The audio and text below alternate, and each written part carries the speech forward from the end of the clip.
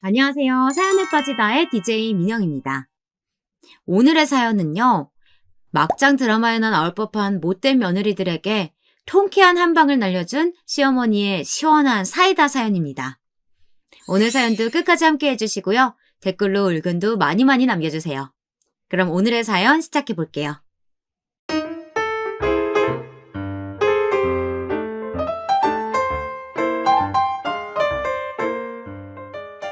안녕하세요. 저는 올해 65세가 된 사연에 빠지다 애청자입니다. 늘 다른 사람의 사연만 듣다가 이렇게 제 사연을 보내게 되었네요. 저는 시한부 판정을 받은 난소암 말기 환자입니다. 오랜 세월 살다 보니 많은 것들을 경험하게 되었는데 제가 암 투병까지 경험하게 될 거라고는 상상치도 못했었네요. 저희 남편은 사실 5년 전 췌장암 말기로 세상을 먼저 떠났습니다. 저희 남편은 췌장암 진단을 받고 3개월 만에 제 곁을 떠났는데요.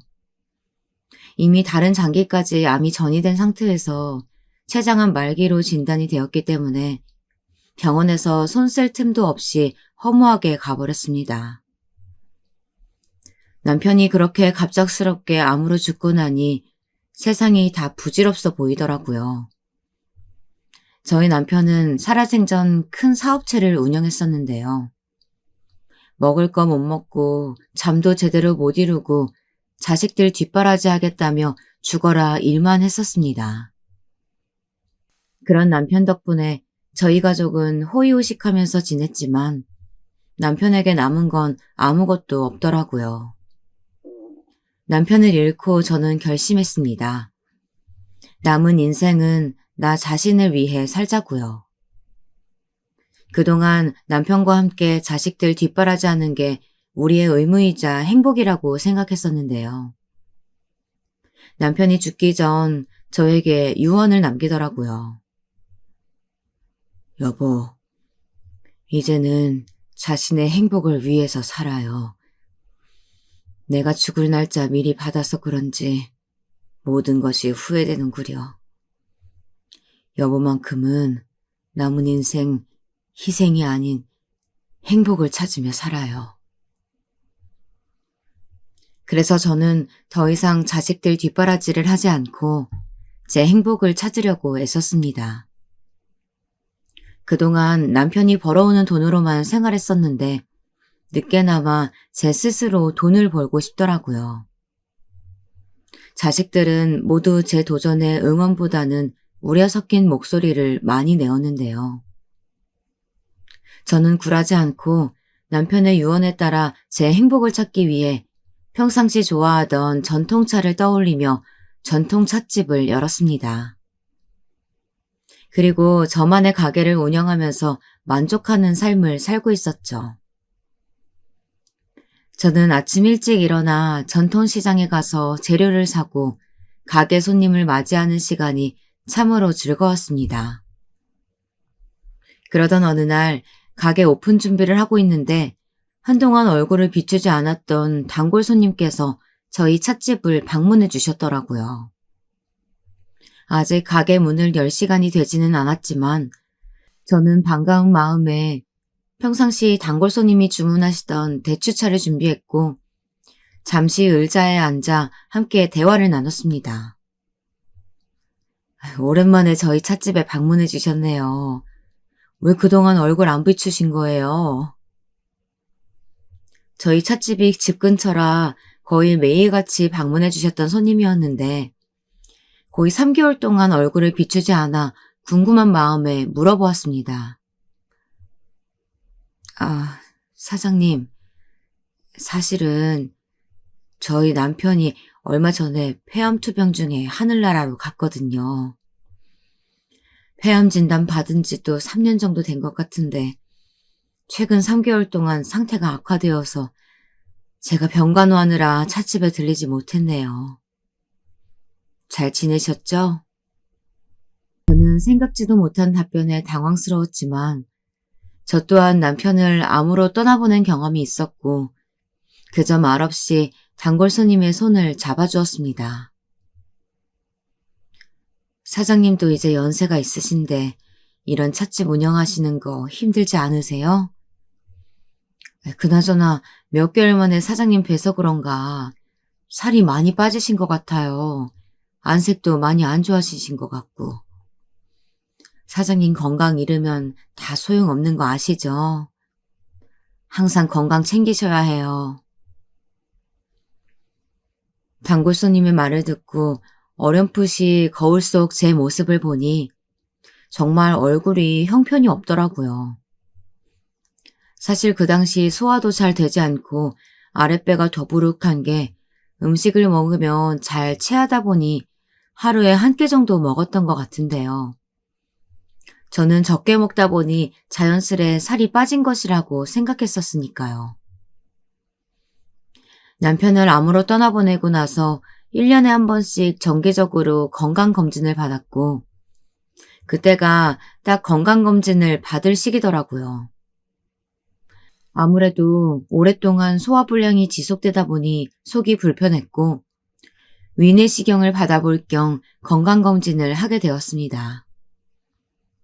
그런데 건강검진 결과 남소환 종양표지자 검사 수치가 정상보다 높게 나왔으니 종합병원에 가보는 게 좋겠다고 하더라고요. 그동안 소화가 잘 안 돼서 위에 문제가 생겼을 거라고 생각했는데 생뚱맞게 난소암 관련 소견이 나오니 당황스러웠습니다. 그동안 산부인과 검사를 했을 때는 이상 소견이 단 한 번도 나온 적이 없었기 때문에 별일 아닐 거라고 생각했죠. 그래도 혹시나 몰라 종합병원에서 정밀 검사를 받아보았는데 의사 선생님께서 심각한 표정으로 진료 결과를 말씀 주시더라고요. 이정순 환자분, 난소암 말기입니다. 당장 수술 받으셔야 해요. 그리고 다음 진료 때는 보호자분과 함께 오셔야 합니다. 저는 그 순간이 마치 영화 속 한 장면 같았습니다. 그냥 모든 것들이 가짜인 것처럼 느껴졌어요. 병원 밖을 나와 하늘을 쳐다보는데 하늘이 파란색이 아니라 노란색인 것처럼 보이더라고요.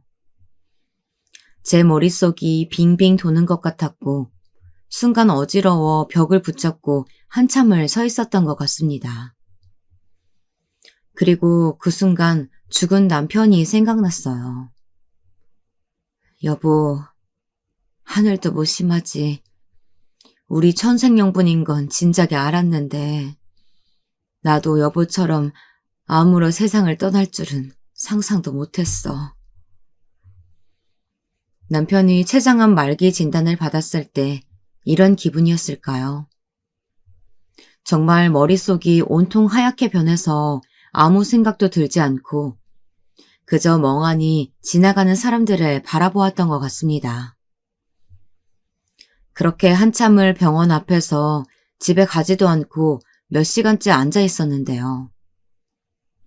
의사 선생님께서 다음번에는 보호자를 데리고 오라고 했는데 누구를 데리고 가야 할지 고민스러웠습니다. 남편이 없으니 자식들 중 한 명을 데리고 가야 할 텐데 누구한테 이 소식을 먼저 알려야 할지 모르겠더라고요. 저한테는 아들 둘과 막내딸이 하나 있는데요. 잠시 제 자식들을 소개하자면요. 첫째 아들은 어려서부터 부모님 말씀을 잘 따랐습니다. 중고등학교 때 흔히들 사춘기에 걸려 부모 속을 썩인다고들 하는데 저희 큰아들은 사춘기를 혼자서 스스로 극복했는지 말썽을 단 한 번도 부린 적이 없는 것 같아요. 공부도 곧잘 해서 서울대에 입학했고 대학생 때 소개팅으로 만난 아가씨와 장기간 연애하더니 결혼식까지 올렸습니다. 첫째 아들은 아버지의 영향을 받았는지 본인 사업체를 운영하고 싶다고 하여 식품 사업에 뛰어들었는데요. 지금은 두부 제조업체에 어엿한 사장님이 되어 있었습니다. 첫째 며느리는 초등학교 선생님인데 아이들한테는 선생님으로서 다정다감할지 몰라도 시어머니한테는 연락도 잘 안 하고 무뚝뚝한 편이에요. 둘째 아들 녀석은 첫째 아들과 다르게 어려서부터 부모 속을 참 많이 썩였습니다. 동네에서 싸움꾼이라고 불렸을 정도로 걸핏하면 친구들과 싸워서 제가 얼마나 많이 학교를 찾아갔는지 모릅니다. 공부에 전혀 관심도 없고 잘하지도 못해서 공부시키는 건 진작에 포기했던 것 같습니다. 대신에 운동신경이 좋으니 태권도를 가르쳤었는데요. 실력이 나쁘지 않아서 중학교 때 전국체전까지 나간 적도 있었죠. 하지만 고등학교 시절 철없이 나쁜 친구들과 어울리기 시작하더니 열심히 배우던 태권도를 때려치우겠다고 하더라고요. 그리고 결국 대학교 진학도 포기하고 아르바이트를 하며 생활비를 벌었는데요.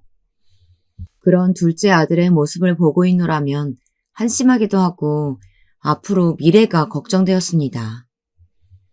그래서 결국 남편이 운영하던 회사에 억지로 취업을 시켜서 일을 가르쳤습니다. 지금은 처자식이 있다 보니 정신을 차렸는지 회사를 열심히 다니고 있어요.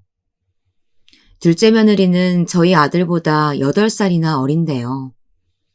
둘째 아들이 여자친구가 임신했다며 갑작스럽게 저희 집에 데리고 왔고 나이가 어려서 그런지 몰라도 어른 공경할 줄도 모르고 둘째 아들처럼 철이 없더라고요. 그런데 어쩌겠습니까? 곧 손주가 태어난다고 하니 갈 데 없는 둘째 아들 녀석 내외를 저희가 품을 수밖에요. 그래서 그때부터 지금까지 저희 집에서 얹혀 살고 있습니다. 그리고 마지막으로 막내딸이 있는데요. 위로 아들 둘만 키우다 보니 쫑알쫑알 대화를 나눌 수 있는 친구처럼 지내고 싶은 딸을 하나 갖고 싶더라고요. 그래서 첫째 오빠와 7살, 둘째 오빠와는 5살 차이가 나는 누뚱이 딸을 낳았습니다. 저희 딸은 같은 여자라서 그런지 몰라도 아들들과는 다르게 속도 깊고 엄마의 마음을 잘 이해해 줍니다. 막내딸은 현재 유치원 선생님을 하고 있는데요. 어렸을 적 소꿉친구로 알고 지냈던 남자친구와 결혼을 하게 되었습니다. 지금은 슬하에 딸 하나를 낳고 사위와 알콩달콩 살고 있는데 그 모습이 참 보기 좋더라고요. 자식들 중에서도 막내딸이 저에게 가장 살가운 편인데요. 남편이 세상을 떠난 뒤에는 엄마가 많이 적적하고 외로울까봐 친정집에 더 자주 방문하는 착한 딸이랍니다. 자식이 이렇게 3명이나 있긴 하지만 다들 결혼해서 바쁘게 생활하고 있는데 저와 함께 병원에 가달라고 이야기를 하는 게 어찌나 고민스럽던지요.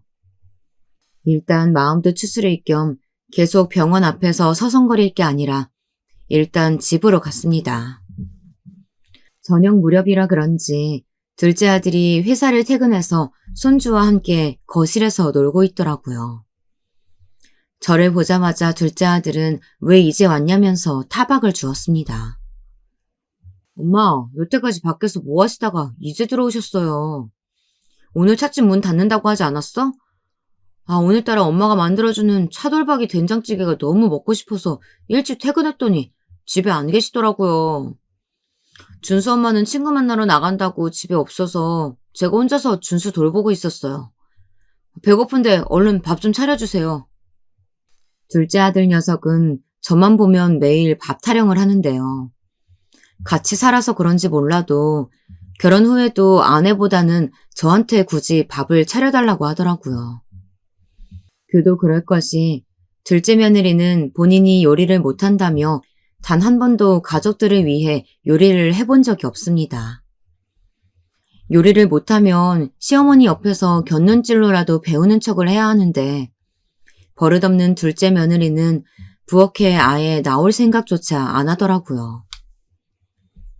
그리고 아이를 낳았으면 엄마로서 책임지고 돌봐야 하는데 허구한 날 손주를 저에게 맡기고 밖에 나가서 친구랑 놀기에 바빠요.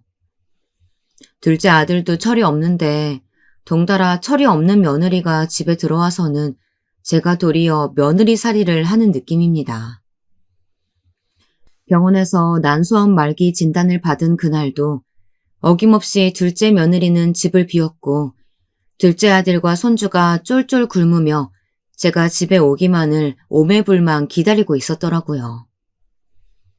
저는 심란한 마음도 잠시 얼른 저녁 식사 준비를 하느라 정신이 없었습니다. 그리고 저녁 식사를 하면서 둘째 아들에게 슬며시 제 이야기를 꺼내보았죠. 민서가, 만약에 엄마가 많이 아파서 당장 병원에 가야 한다고 하면 어떻게 할 거야? 많이 아프다는 게 곧 죽을 수도 있는 병에 걸렸다면 말이야. 둘째 아들은 배가 많이 고팠는지 허겁지겁 밥을 먹느라 정신이 없더라고요. 엄마, 무슨 밥 먹다 말고 이상한 소리예요. 죽을 병에 걸리셨어요? 엄마 죽고 나면 우리 회사의 대표이사 자리는 공석이 되는 거니까 제가 사장님 되는 거네요? 그거 나쁘지 않겠는데요? 저는 남편이 운영하던 회사에서 남편이 죽고 대표이사 자리에 바지 사장으로 이름이 올라가져 있었는데요. 둘째 아들 녀석이 뚱딴지같이 엄마가 죽을 수도 있다니까 저 대신 회사에서 대표이사가 될 수 있어서 좋겠다는데 어이가 없고 순간 많이 서운하더라고요. 민석이 너는 엄마가 죽을 수도 있다는데 웃음이 나오니? 엄마가 아프면 얼른 병원에 모시고 갈 생각은 안 하고 엄마 죽고 나면 회사 대표이사 될 생각에 즐거운 거야? 제가 버럭 소리를 지르며 이야기하자 둘째 아들이 많이 놀라더라고요. 엄마, 내가 농담한 거 가지고 왜 이렇게 화를 내세요? 이상한 소리 그만 작작하시고 저 배고프니까 밥 먹는 거에 집중할 수 있게 아무 말씀도 하지 마세요. 어떻게 내 뱃속에서 저런 아들이 태어났는지 버르장머리도 없고 밥그릇이나 축내는 한심한 둘째 아들에게는 도저히 제가 암에 걸렸다고 사실대로 털어놓지 못하겠더라고요. 그래서 그 다음 날 한참을 고민 끝에 막내딸에게 연락을 했습니다. 저는 딸이 유치원 업무가 끝나면 제가 운영하는 찻집으로 와달라고 했습니다. 제가 시무룩한 표정으로 기운 없이 의자에 앉아 있으니 딸이 걱정스러운 말투로 물어보더라고요. 엄마, 무슨 일 있어요? 왜 이렇게 안색이 안 좋고 시무룩하게 아무 말도 안 하고 있는 거예요? 저는 숨을 크게 들이마시며 이야기했습니다. 민서야, 엄마가 네 오빠들한테는 말하지 않고 너한테만 할 얘기가 있어. 엄마도 아빠처럼 암에 걸렸다고 하네. 난소암 말기라고 하는데 당장 수술을 받아야 한대. 의사 선생님께서 다음번 진료받을 때는 보호자와 동행해달라고 하셨는데 우리 딸이 엄마랑 같이 가줄 수 있을까? 제가 담담하게 이야기하자 딸은 금방이라도 울 것 같이 저를 쳐다보았습니다. 엄마, 지금 뭐라고 하셨어요? 난소암 말기요? 우리 엄마 불쌍해서 어떡해? 아빠도 그렇게 암으로 갑작스럽게 떠나보냈는데 엄마만큼은 저 허무하게 보낼 수 없어요. 저랑 같이 당장 병원에 가요. 수술이 됐든 항암 치료가 되었든 뭐든지 치료받으면 살 수 있을 거예요. 막내딸은 아무래도 남편에 이어 저까지 암에 걸렸다고 하자 충격을 받은 것 같더라고요. 민서야, 엄마도 살기 위해서 노력해 볼게. 이쁜 우리 딸, 엄마가 오래오래 봐야 할 텐데. 막내딸은 울면서 저를 끌어안았고 저도 그동안 참았던 눈물이 한 번에 터지며 한참을 울었습니다. 그리고 막내딸은 당장 다른 식구들에게도 제 소식을 알려야 한다며 바로 가족 모임을 소집하더라고요. 저는 사실 다른 식구들에게 제가 암에 걸렸다는 소식을 알리는 게 꺼려졌었는데요. 굳이 좋은 소식도 아니고 가족들이 부담스러워할 것 같아 숨기고 싶더라고요. 그래도 막내딸은 앞으로 병원에 자주 가야 하기도 하고 본인이 저를 전담해서 병간호하는 것도 한계가 있으니 식구들에게 모두 알리자고 했습니다. 저도 곰곰이 생각해보니 어차피 알게 될 거 그냥 속 시원하게 알리는 게 나을 것 같더라고요. 그리고 그날 저녁 가족들이 모두 모인 자리에서 난소암 말기에 걸렸다는 이야기를 꺼냈습니다. 평상시에 무뚝뚝했던 첫째 아들도 버르장머리 없었던 둘째 아들도 제가 시한부 판정을 받았다고 하자 충격을 받았는지 벙쪄 있더라고요. 그리고 그때 막내딸이 나서서 이야기했습니다. 오빠, 그리고 새언니들, 제 이야기 잘 들어주세요. 이미 아버지께서 췌장암에 걸리시고 3개월 만에 허무하게 떠나셨잖아요. 저는 엄마만큼은 가족들이 옆에서 제대로 병간호도 해주고 할 수 있는 만큼 모든 치료를 다 해드리고 싶어요. 앞으로 누가 저랑 같이 엄마를 병간호해드릴 수 있는지 이야기 나눠보려고 이렇게 모이자고 했어요. 첫째 아들은 가만히 모든 이야기를 듣고 있다가 먼저 대답을 했습니다. 나는 모두 다 알다시피 회사 운영 때문에 바빠서 직접 엄마 병간호를 해드리는 건 어려울 것 같다. 혹시 재수 씨가 엄마랑 집에서 같이 살기도 하고 하는 일도 없으니까 민서랑 같이 병간호 맡아서 하는 건 어때요? 첫째 아들이 콕 집어서 둘째 며느리를 지목하자 저를 그렇게까지 병간호하기가 싫었는지 둘째 며느리가 버럭 화를 내더라고요. 아주버님, 제가 왜 하는 일이 없어요? 남편 뒷바라지하고 집안 살림하고 아기 돌보느라 매일매일 하루가 바빠 죽겠는데 저보고 어머니 병간호 맡아서 하라고 하니 진짜 어이가 없네요. 그러지 말고 큰형님이 하시는 게 어떻겠어요? 지금 초등학교 방학이라 시간도 많이 남으실 거 아니에요. 이번에는 둘째 며느리가 첫째 며느리에게 제 병간호를 떠넘기자 첫째 며느리가 벌떡 일어서며 소리쳤습니다. 동서, 알지도 못하면 가만히 있어. 초등학교 방학 기간 동안 선생님도 방학인 줄 알아? 그 다음 학기 수업 준비하느라 얼마나 바쁘게 지내고 있는데 백수인 동서가 어머님 병간호하는 게 100번 1000번 맞는 거지. 첫째 며느리가 그렇게 이야기하자 갑자기 둘째 아들 녀석이 나서더라고요. 형수님, 그동안 맏며느리 노릇 하신 적 있으세요? 저희 부부는 집에서 엄마 모시고 살고 있잖아요. 형님도 형수님도 양심이 있으면 바쁜 척 할 게 아니라 엄마가 죽을 병에 걸리셨다는데 발벗고 나서야 하는 거 아니에요? 엄마랑 항상 붙어 지내는 저희한테 떠넘기는 건 무슨 도리에 어긋난 행동이에요. 옆에서 자식들이 서로들 병간호하지 않겠다며 떠넘기고 있는데 그런 모습들을 보고 있자니 제 자신이 쓸쓸해지더군요. 시한부 판정을 받은 그 순간보다도 자식들이 서로에게 저를 진짝처럼 떠넘기는 모습이 너무나도 슬펐습니다. 그리고 계속 옆에서 지켜보고 있자니 제 자신이 너무나도 비참해질 것 같아 이야기했습니다. 다들 무슨 말인지 알아들었다. 자식들이 열심히 살겠다는데 어른이 돼가지고 자식들한테 의지해서 되겠냐. 내 병간호는 내가 알아서 할 테니까 다들 신경 쓰지 말고 집에 돌아가거라.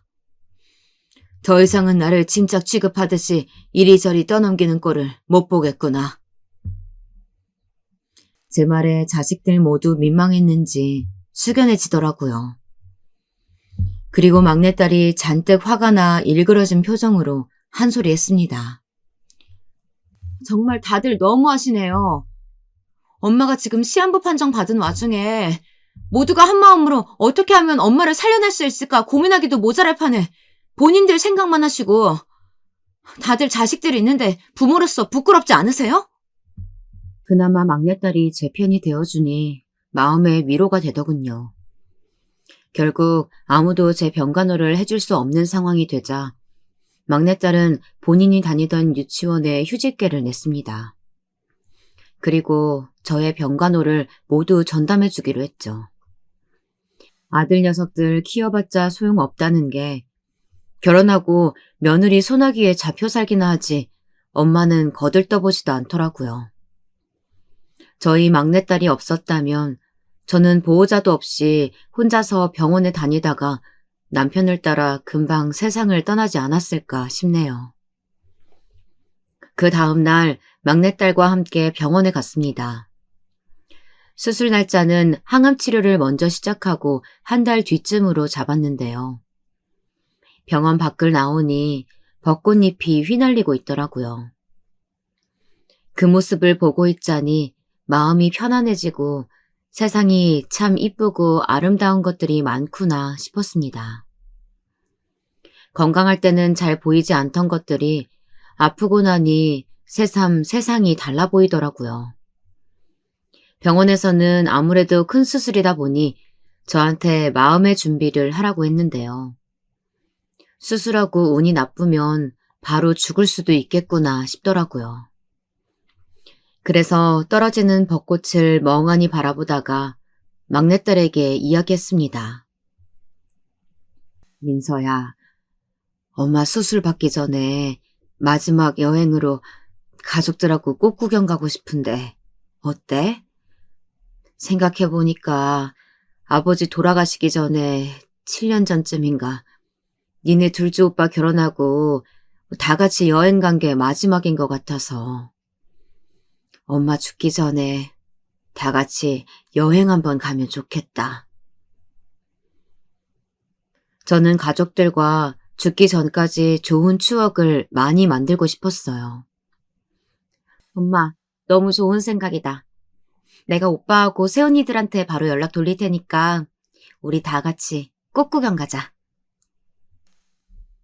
막내딸도 흔쾌히 가족여행을 가자며 동의해 주더라고요. 그리고 막내딸과 헤어지고 집으로 돌아가는 길에 둘째 아들 내외와 함께 맛있는 저녁 식사를 하기 위해 이것저것 장을 봤습니다. 그 전날 자식들이 제 병간호를 미루며 실망을 안겨주긴 했지만요. 다들 자기 가정이 있고 바빠서 그런 거니까 좋은 게 좋은 거라고 자식들한테 섭섭해하지 말고 좋은 추억만 많이 남기고 떠나자는 생각이 들더라고요. 그래서 둘째 아들 내외가 평상시 좋아하던 해물탕을 끓여주려고 장을 보고 집에 들어가려는데 문 앞에서 둘째 며느리의 통화 소리가 크게 들렸습니다. 현관문이 열려 있었고 스피커폰으로 해놔서 전화 목소리가 유달리 더 크게 들렸던 것 같아요. 형님, 아가씨한테 연락 받았죠? 아니, 어머님은 그냥 조용히 죽으면 되지 무슨 유난이래요? 생뚱맞게 가족들끼리 다 같이 꽃놀이를 가자고 하시는지 원. 가족이 다 합쳐서 몇 명인데 다 같이 모여서 귀찮게 여행 가자고 하시는지 모르겠어요. 그리고 큰며느리가 그런 둘째 며느리의 말을 받아쳤습니다. 내 말이 늙은 노인네가 죽기 전에 별걸 다 해보고 싶다고 하시네. 그래도 우리가 맞춰드려야지 어쩌겠어. 아버님 돌아가시고 어머님까지 돌아가시면 그 많은 재산 모두 우리 거 되는 거 아니야. 어머님 돌아가시기 전에 다 맞춰드려야지. 며느리들 대화를 엿듣고 있으니 망치로 머리를 한 대 맞은 것 마냥 머리가 땡했습니다. 어제까지만 해도 제 병간호를 못 해주겠다며 서로 미루며 날이 서 있더니만 오늘은 며느리들끼리 작당하여 제가 죽기를 바라니까 눈이 뒤집히더라고요. 이것들이 시어머니 알기를 우습게 봐도 유분수지. 그동안 내가 자기네들 살기 좋으라고 그냥 참고 지냈더니 이런 사태가 오고 마는구나. 내 죽기 전에 내 모든 걸 걸고 참교육할 테니까 기다려라. 지금 당장 현관문을 박차고 들어가 둘째 며느리 머리채부터 잡아 끌어내고 싶은 걸 꾹 참았습니다. 그리고 일부러 현관문 들어갈 때 큰 소리를 내니 둘째 며느리가 당황했는지 전화를 다급히 끊더라고요.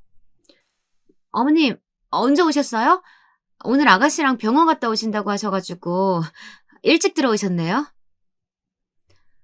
내가 내 집에 일찍 들어오는 게 뭐 잘못된 일이냐? 너는 애가 집에 하루 종일 있으면서 집안일도 안 하고 가만히 앉아있으면 좀 쑤시지도 않니? 내가 장 봐왔으니까 오늘 저녁에는 해물탕 끓여놓도록 해라. 둘째 며느리는 그동안 저희 집에 들어오고 온갖 수법을 다 써가면서 단 한 번도 요리를 해본 적이 없었는데요.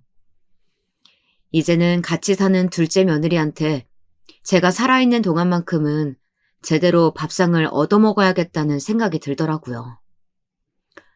어머님, 저 요리 못하는 거 잘 아시잖아요.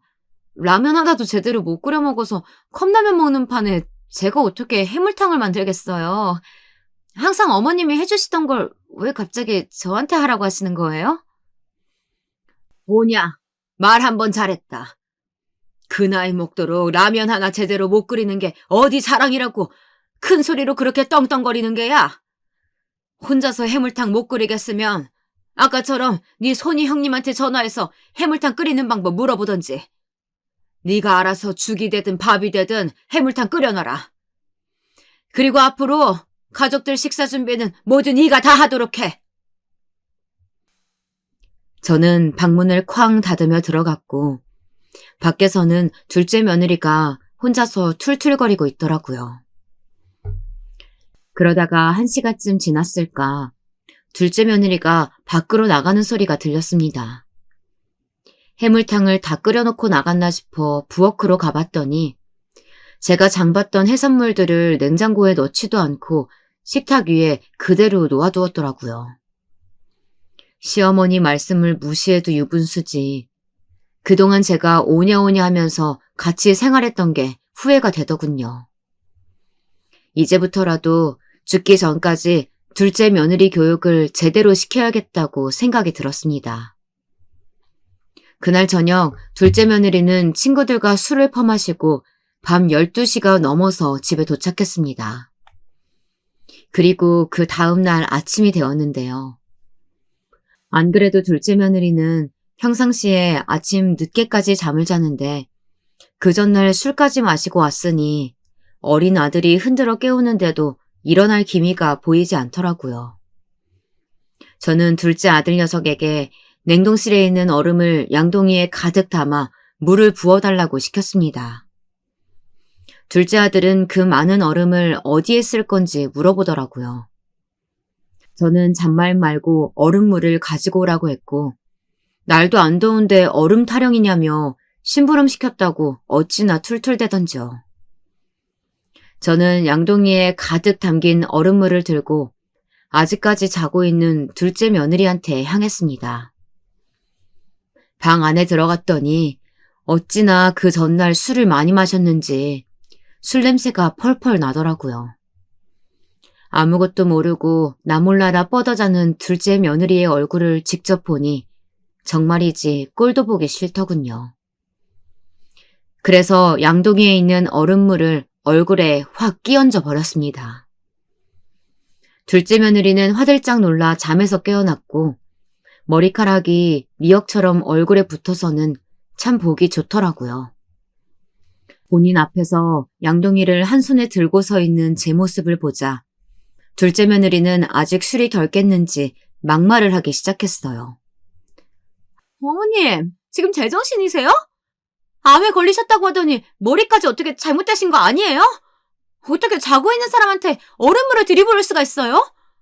정말 노인네가 노망났나?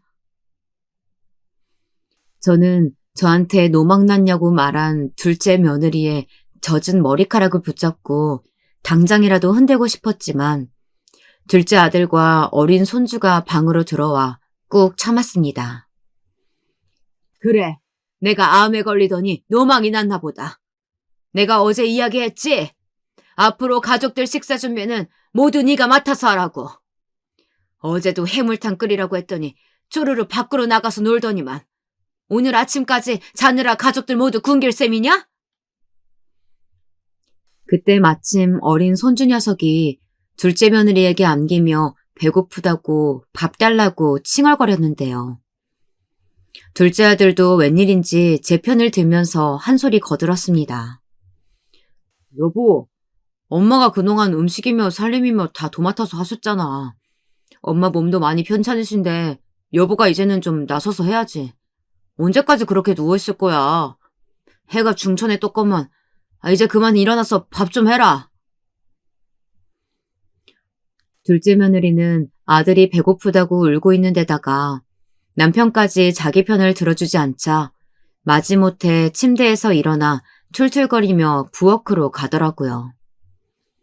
저는 그저 둘째 아들과 어린 손주와 함께 소파에 앉아 TV를 보며 아침 식사가 완성되기를 기다렸습니다. 아침부터 뭘 그리 거창하게 만드는지 소리는 요란한데 막상 만든 요리를 보니 형편이 없더군요. 테이블 위에는 화면이 까맣게 탄 계란 후라이와 제가 만들어놨던 반찬 몇 가지, 그리고 라면이 올라와 있었습니다. 지금 이걸 나한테 먹으라고 하는 게냐? 암에 걸린 시어미한테 까맣게 탄 계란 후라이 먹으라고 상에 올려준 며느리는 세상에 단 한 사람도 없을 거다. 저는 음식물 쓰레기 봉투를 꺼내 그 자리에서 둘째 며느리가 만든 계란 후라이를 모조리 쑤셔 넣었습니다. 그 모습을 지켜보고 있던 아들 녀석이 이번에는 본인 아내가 안쓰러워 보였는지 제가 들고 있던 음식물 쓰레기를 낚아채가더라고요. 엄마, 이제 그만하세요. 아침부터 이 사람한테 얼음물 끼얹고 아침 식사까지 준비하라고 했으면 충분하잖아요. 엄마가 편찮으셔서 저도 가만히 지켜보고 있으려고 했는데 엄마 행동이 도를 지나치신 것 같아요. 저는 누가 누구한테 도를 지나쳤다고 말하는지 어이가 없어서 헛웃음이 나오더라고요. 그동안 둘째 아들 내외가 저랑 남편이 살고 있는 집에 쳐들어와서 며느리가 밥 한 끼 제대로 해준 적이 있나. 아들 녀석이 스스로 돈벌이를 해서 용돈이라고 건넨 적이 있나. 하나부터 10까지 부모 밑에서 먹고 자고 생활했으면서 저한테 도가 지나치다고 하니 본때를 보여줘야겠다는 생각이 들었습니다. 민식이 너도 엄마한테 호되게 혼나봐야 정신 차리겠구나. 내가 그동안 왜 너네 식구들 품고 살았는지 알고 하는 소리냐? 부모가 되었는데도 왜 어찌 부모 마음을 모를꼬? 내 마음 알아주지 않아도 되니까 이제 니네 분가해서 살 거라. 여기 엄연히 내 집인데 내 마음대로 말도 못하고 행동도 못하니 불편해서 더 이상은 은혜랑 못 살겠다. 일주일 시간 줄 테니 집 알아보고 나가도록 해. 제가 집에서 나가라고 하자 둘째 아들 내외는 모두 그 자리에 서서 입도 뻥끗 못하더라고요. 둘째 아들은 그동안 제가 이렇게까지 화낸 모습을 본 적이 없었기 때문에 살살 눈치를 보기 시작했습니다. 그리고 저는 더 이상 엄마 눈치 볼 거 없으니 편하게 나가 살라고 다시 한번 강경하게 이야기했는데요. 그때 둘째 아들이 며느리를 억지로 끌고 와서 제 앞에 앉히더니 둘이서 무릎을 꿇더라고요. 어머님 죄송해요. 제가 앞으로 어머님 말씀대로 되든 안 되든 요리 맡아서 하고 집안일도 열심히 할게요. 그러니까 제발 저희한테 나가서 살라고 하지 마세요. 어머님 솔직히 돌아가시고 나면 시아버님하고 추억이 많은 집이실 텐데 남의 손에 넘기실 거 아니잖아요. 그냥 저희랑 같이 살다가 저희한테 주시면 되잖아요. 둘째 며느리는 정말이지 눈치가 없는 걸 떠나 생각이 비었더라고요. 그 상황에서조차 제가 죽으면 집을 달라고 하니 말이에요.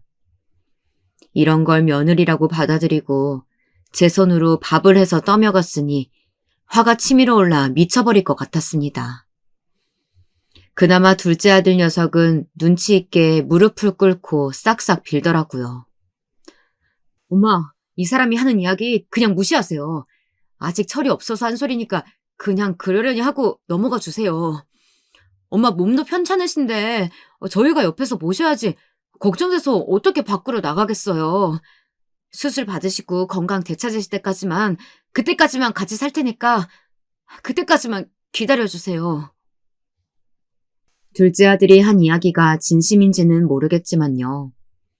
그래도 내 품 안의 자식이라고 제가 겉으로는 집에서 나가라고 했어도 진짜로 당장 모질게 내보내지는 못하겠더라고요.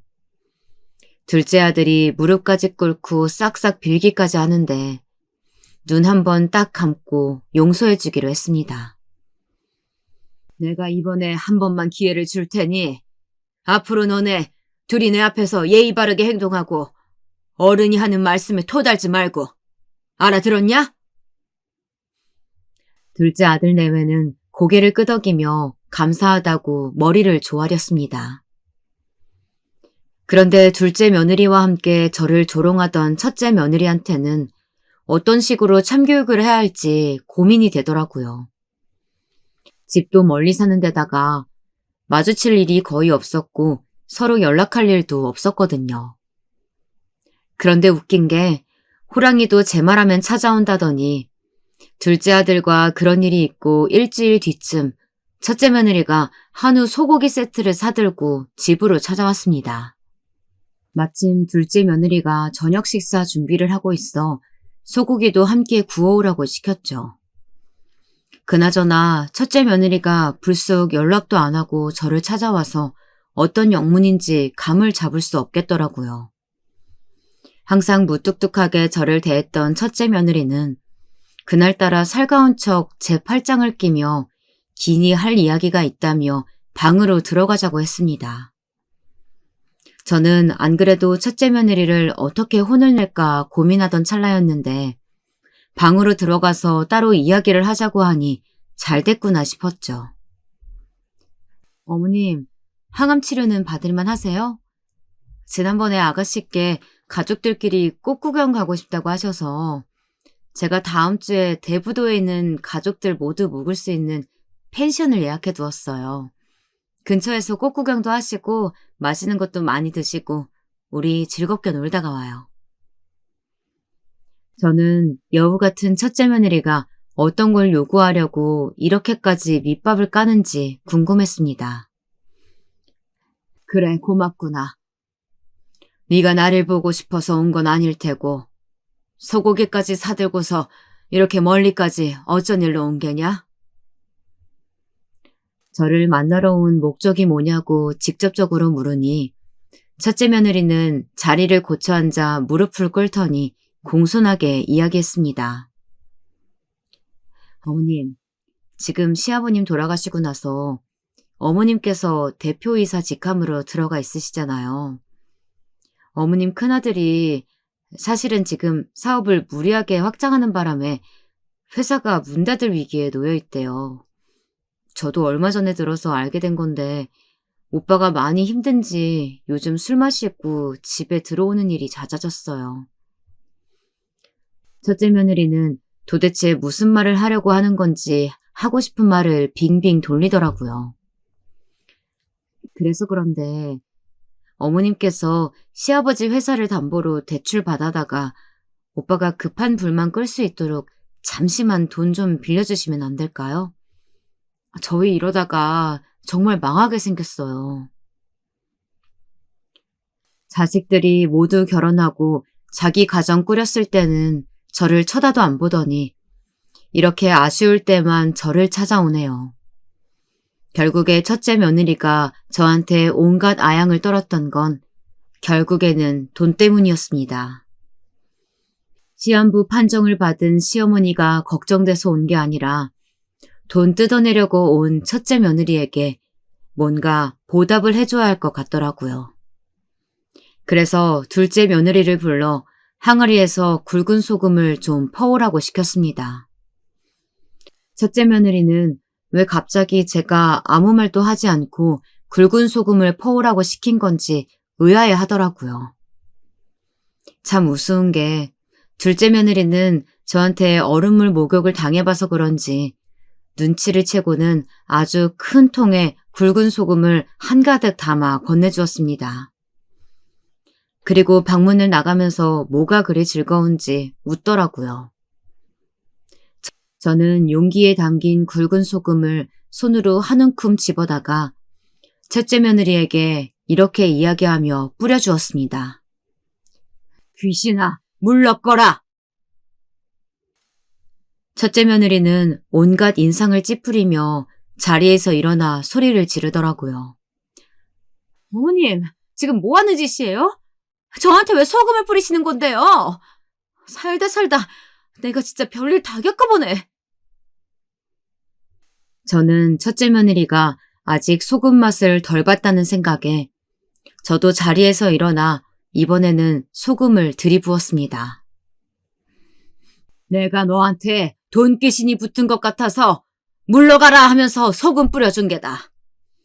나도 너 때문에 살면서 별일 다 겪어보는구나.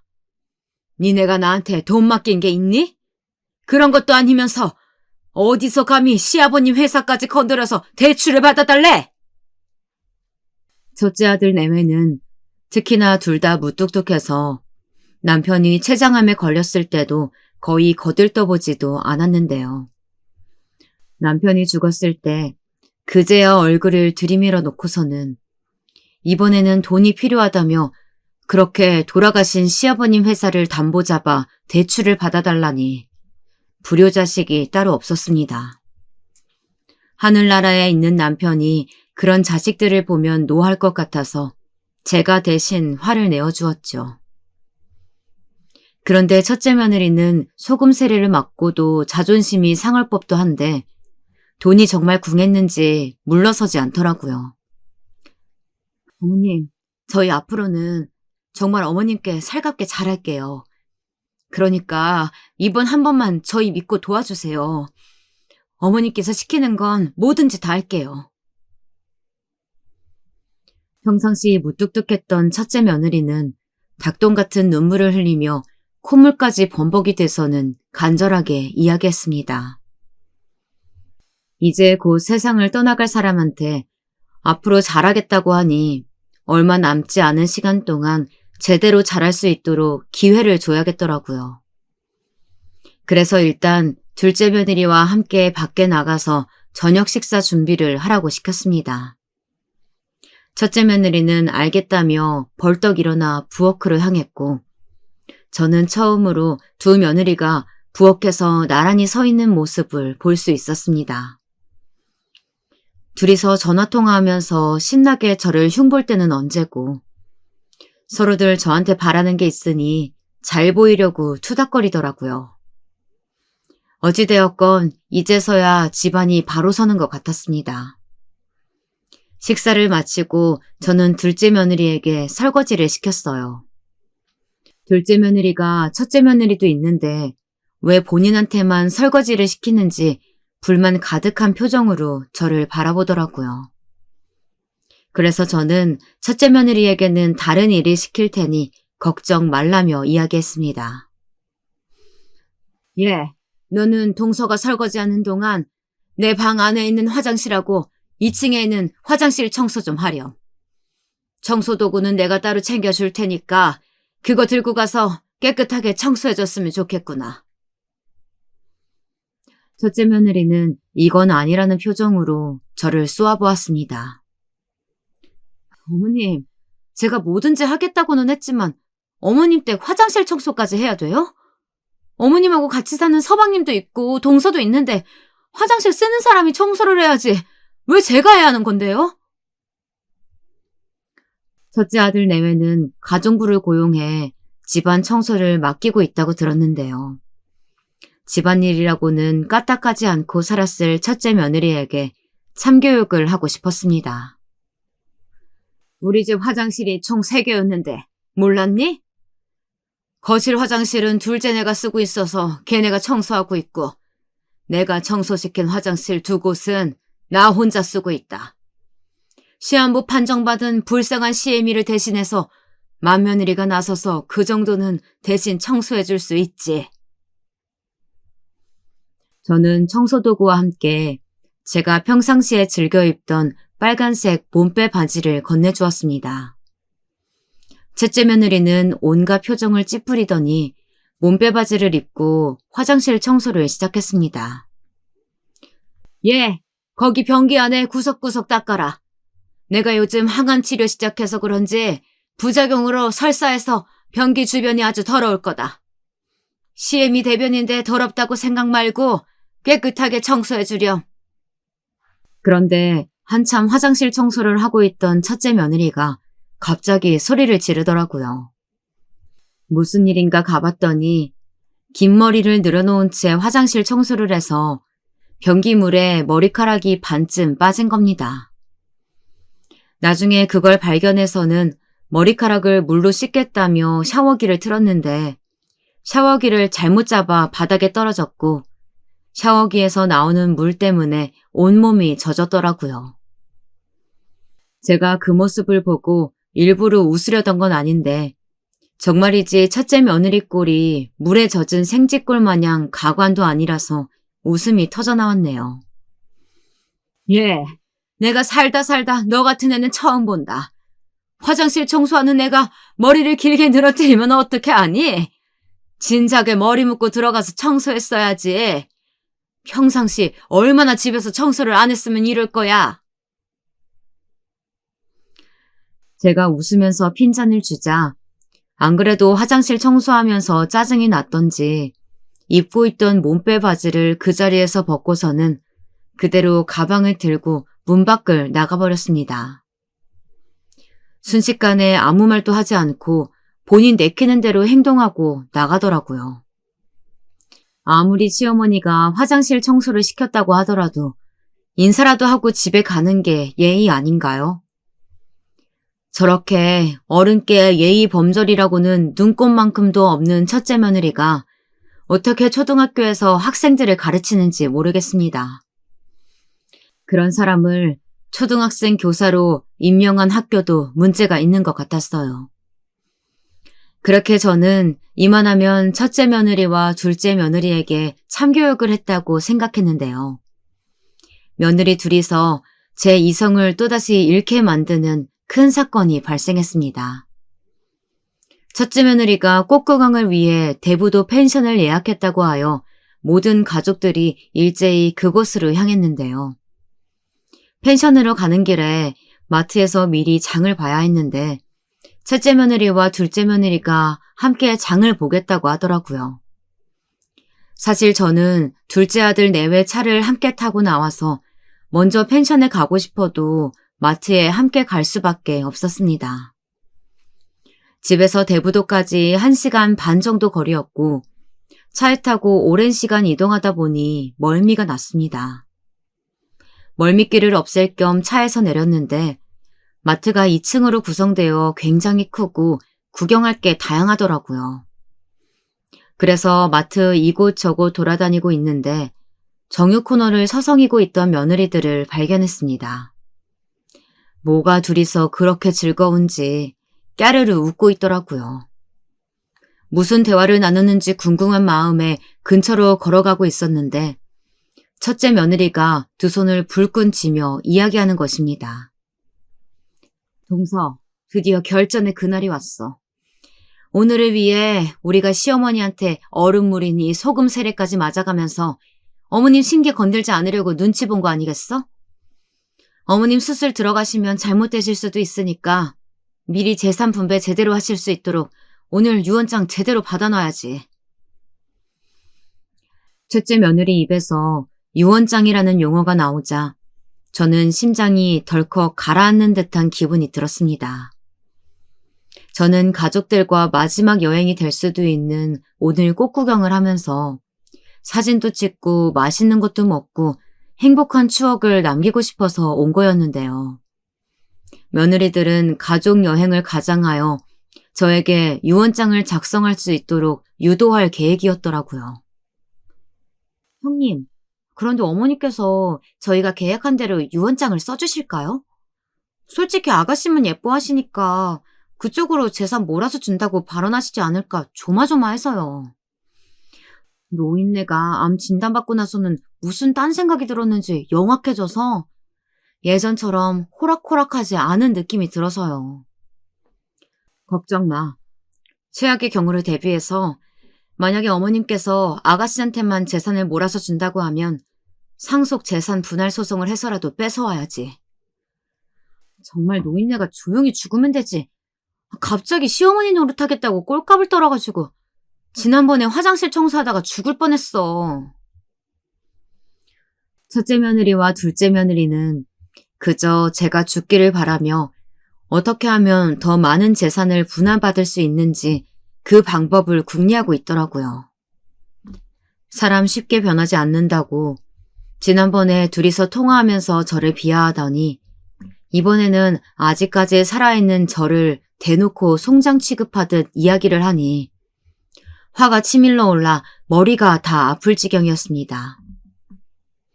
저는 그 자리에서 며느리들한테 달려가 화풀이를 하고 싶었지만 가족들이 다 함께 모여있을 때 개망신을 주기 위해 꾹 참았습니다. 그리고 모른 척하고 다시 둘째 아들 차에 올랐습니다. 제가 차에서 내릴 때와 다시 탔을 때 표정이 달라져 있으니 둘째 아들이 눈치를 보더라고요. 곰곰이 생각해보면 첫째 아들과 둘째 아들 모두 며느리와 미리 짜고 저에게 그날 본인들에게 유리하게 유언장을 쓸 수 있도록 계획한 건 아니었을지 의심이 갔습니다. 아들과 며느리들 간에 짜고 친 고스톱이 아니라고 하더라도 저는 이제 더 이상 첫째 아들과 둘째 아들 내외는 신뢰할 수 없었고 가족보다 더 못한 사이라고 느껴졌습니다. 그리고 펜션에 도착했을 때는 막내딸과 사위 그리고 손자가 미리 도착해서 저를 반갑게 맞이해 주었는데요. 언제 준비한 건지 펜션 주변을 풍선으로 꾸며놓고 엄마 사랑해요. 오래오래 건강하세요. 라는 문구가 적혀있는 현수막을 거실 한쪽 벽에 걸어두었더라고요. 역시 저를 진심으로 생각해주는 건 막내딸밖에 없는 것 같았습니다. 몇 분 전까지만 해도 며느리들 계략에 치가 떨렸는데 막내딸을 보니 마음이 따뜻해지는 기분이 들더라고요. 그리고 막내딸과 함께 펜션 밖으로 나와 얼마 떨어지지 않은 유채꽃밭을 거닐었습니다. 노랗게 핀 유채꽃을 보니 잠시나마 모든 근심 걱정이 사라지더라고요. 내가 내년 봄에도 이렇게 이쁜 유채꽃을 다시 볼 수 있을까? 시한부 판정을 받기 전까지는 몰랐는데 살 수 있는 기간이 얼마 남지 않다 보니 아쉬움이 남는 건 어쩔 수 없는 것 같았습니다. 한참 막내딸과 밖을 소성이다가 저녁 식사 시간이 되었는데요. 가증스러운 첫째 며느리와 둘째 며느리가 열심히 저녁 식사 준비를 하는 척 하더라고요. 둘이서 귓속말을 주고받으며 낄낄대는데 마트에서 그랬던 것처럼 제 이야기를 하며 조롱하고 있는 것은 아닌지 같은 공간에 있는 것만으로도 불쾌한 생각이 들었습니다. 식구들이 많이 모이다 보니 식탁이 풍성했지만 항암 치료로 인해 식욕도 떨어지고 소화가 잘 되지 않으니 많이 먹지 못하겠더라고요. 그런 제 모습을 발견하고는 셋째 며느리가 저를 걱정하는 척 운을 뗐습니다. 어머님, 왜 이렇게 많이 못 드세요? 암 환자들은 단백질과 열량 섭취를 많이 해야 한다고 하던데 여기 구워놓은 소고기 좀 드셔보세요. 일부러 어머님 드리려고 1등급 한우로 골라서 사왔어요. 그리고 오빠네 회사에서 이번에 새로 개발한 두부도 제품별로 다양하게 가지고 왔으니까 한번 맛보시고요. 저는 첫째 며느리의 목소리를 들으니 아까 마트에서 했던 말들이 떠올라 자연스레 화가 치밀어 올랐습니다. 그리고서는 첫째 며느리와 둘째 며느리가 눈빛을 서로 주고받더니 이번에는 둘째 며느리가 이야기하더라고요. 어머님, 저희 이렇게 식구들이 모두 모인 김에 어머님 재산 분배에 대해 확실하게 짚고 넘어가는 건 어때요? 물론 어머님께서 수술 받으시고 오래오래 사실 거지만 사람 일은 또 모르는 거잖아요. 저는 속으로 올 게 왔구나 싶었습니다. 며느리들이 언제 유언장 이야기를 꺼낼까 싶었는데 이제서야 이야기를 하더라고요. 저는 거두절미하고 행동으로 보여주었습니다.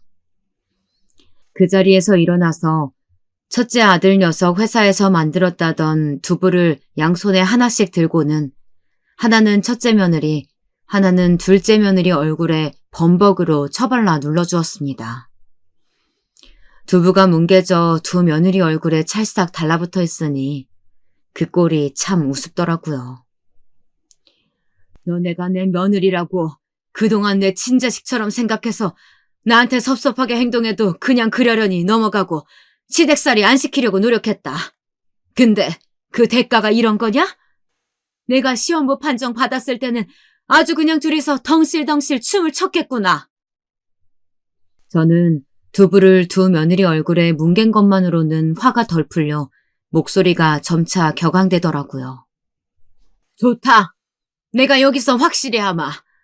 내가 살아있는 동안 내 전 재산은 모두 우리 딸, 우리 막내딸 민서 앞으로 다 돌려놓을 테니까 내가 죽고 나서 재산 때문에 형제들끼리 다투는 일은 없을 거다. 내가 깔끔하게 처리하고 끝낼 테니 다들 앞으로는 내 재산 넘볼 생각들 하지 말 거라. 저의 폭탄 발언에 첫째 아들과 둘째 아들 그리고 며느리들은 당황했고 저한테 그러는 게 어딨냐면서 처음에는 따지고 들더라고요. 제 발언은 절대 달라지지 않을 거라고 강경하게 대응하자 특히 며느리들은 제 양쪽 다리를 하나씩 붙잡으며 잘못했다고 싹싹 빌더군요. 저는 그 일이 있고 수술을 받으러 가기 전에 실제로 모든 재산을 막내딸에게 상속하기 위해 변호사를 찾았습니다. 그리고 며느리들이 나중에라도 막내딸에게 헛짓거리를 할까봐 막내딸 앞으로 모든 재산이 상속되었다는 법적 서류를 며느리들 앞으로 보내놓았죠. 그리고 지금은 수술을 받고 항암 치료를 꾸준히 받으며 암 따위 아무것도 아닌 것처럼 이겨내고 있네요. 아직 완치되지 않은 시한부 환자이긴 하지만요. 저를 진심으로 사랑해주고 응원해주는 막내딸 덕분에 하루하루 버티며 남은 시간 행복을 찾기 위해 살아가고 있습니다. 제 긴 사연 들어주셔서 감사하고요. 여러분 모두 행복하시길 바라겠습니다.